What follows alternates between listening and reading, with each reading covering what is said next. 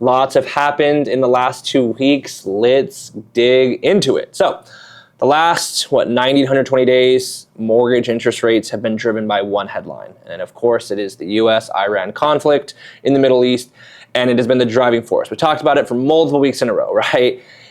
One tweet, one media headline can drive interest rates up. One tweet can drive interest rates down. We've been waiting for this agreement, and finally the agreement is here, and we have seen a nice rally in interest rates, right? So before the conflict, interest rates were about 5.99, kind of pushed up to our yearly high right around 6.75 again.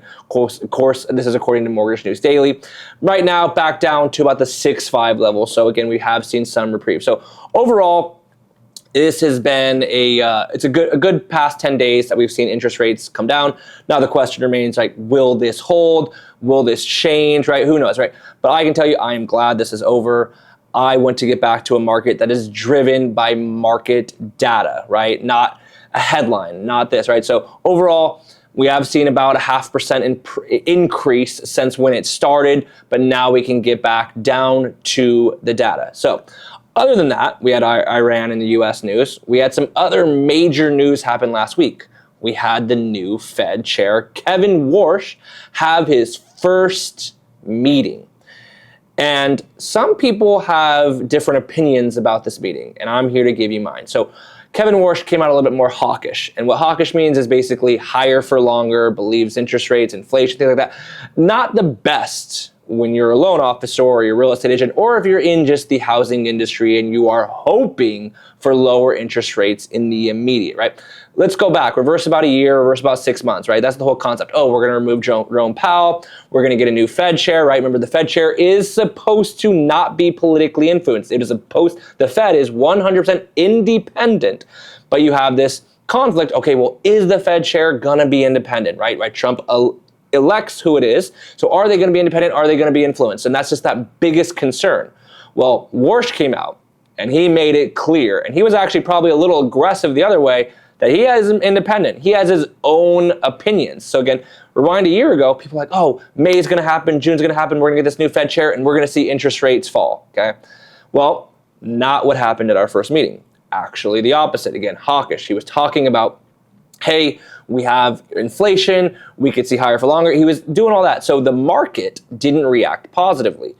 In fact, Bank of America came out and said they predict 3 interest rate hikes will happen in 2026, okay? Well, I'm here to tell you Bank of America is wrong. They are I wish I could get in a room with the Bank of America analysts, like, hey, like, you three interest rate, that's just not going to happen, right?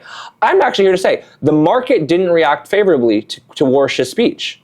I thought it was a phenomenal speech, right? I actually thoroughly enjoyed it, and I actually am very optimistic about the next 6 to 12 months, right? What will the next speeches be like? What will the direction of the Fed be, right? So let's talk about it. Let's break down a few points.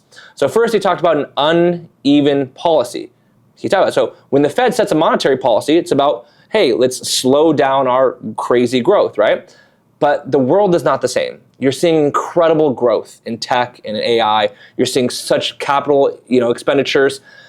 But the mortgage industry or the housing industry has kind of been in a recession for 4 years. So increasing our monetary policy or increasing interest rates doesn't have the same effect, right? You have tech not slowing down and you have mortgage being slower. So he acknowledged that. That's phenomenal. He is acknowledging that, hey, we have to figure out a way to get our interest rates lower for mortgage and maybe higher for this.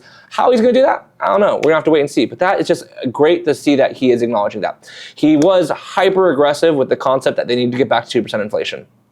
And we know that's the Fed target, 2% inflation. How we're going to get there, we don't know. But the reason why I'm going to talk about why I disagree with the Fed, okay, or why I disagree with Bank of America that we're going to see interest rate hikes, okay, is he was so aggressive that 2% inflation is basically their number one goal. Well, right now we're at 4.2. I've talked about it for the past few market updates. We're going to range between 3.5 to 4.5 for the next year. We're not going to be anywhere close to 2% for the next year. Will that cause that hawkish sentiment? Well, shoot.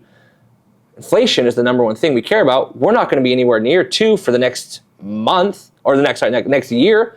So, hey, let's be hawkish. That's why Bank of America. But let's look at it. Well, the Iran war happened. The Iran war, happened, right? And we saw inflation move from 2.3% to 4.5%. We saw March coming at 0.9. We saw April came in at 0.6, 0.5. Very, very large inflation prints. But now the war has ended. Okay, and in the month of June, the Cleveland Fed is predicting a negative 0.1% print. That is a deflationary print. Bessent even talked about it. He's hoping the Fed can realize, look at the difference. You had a 3-month blip, not a blip, a large inflation print.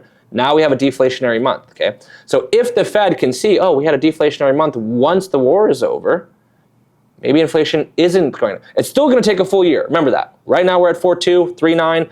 It's going to take a full year before we come anywhere close to our 2% target. But if we can get a July 14th print at -1, I believe that moves the market, and that moves the market from, hey, there's not going to be rate hikes.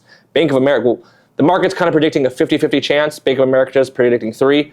I'm predicting 0, and I think it's going to be led by that July 14th print of a negative deflationary month, but we'll have to wait and see. So if you have any questions, feel free to reach out.